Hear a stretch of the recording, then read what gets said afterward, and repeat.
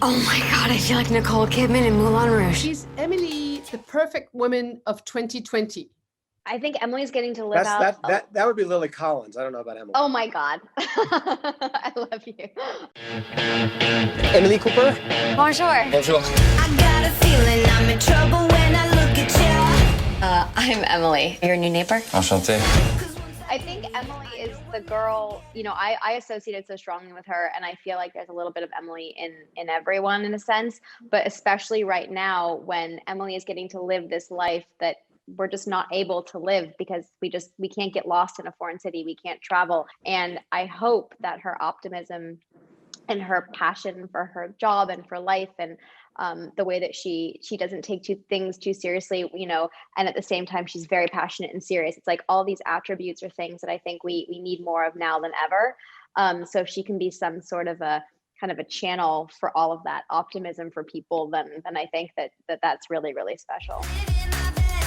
It's a beautiful day in Paris. I don't think I'm as obvious. She admits to being super obvious, and whether it's her fashion or the way that she is. And I think maybe I like to think I'm not as obvious. It's very sexy, no? Sexy or sexist?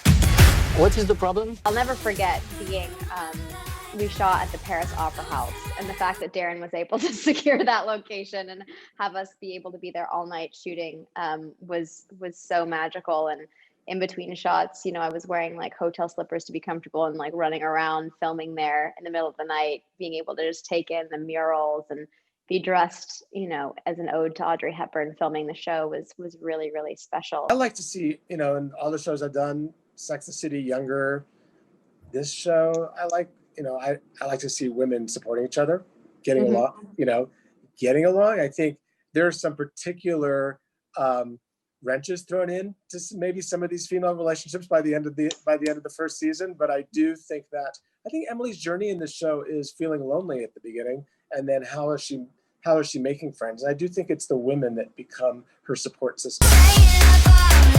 This city is filled with love and beauty and passion. Living my best life. And I think now more than ever, with the situation that the world's found itself in, we need to be able to rely on one another in whatever capacity that is, and put aside our differences and realize that we're all going through this universal experience together. And no matter what your situation is, no matter what job you're in, no matter where you are in the world, we all can relate to the same feelings. And I think that that's really important to show and to have it be this empowering moment as opposed to something that's quite alienating. So I think that Emily really relies on those other people in the show and, these strong women at a time when she needs it the most. And I think, it's important to remember that like asking for help isn't a weakness, it's a strength.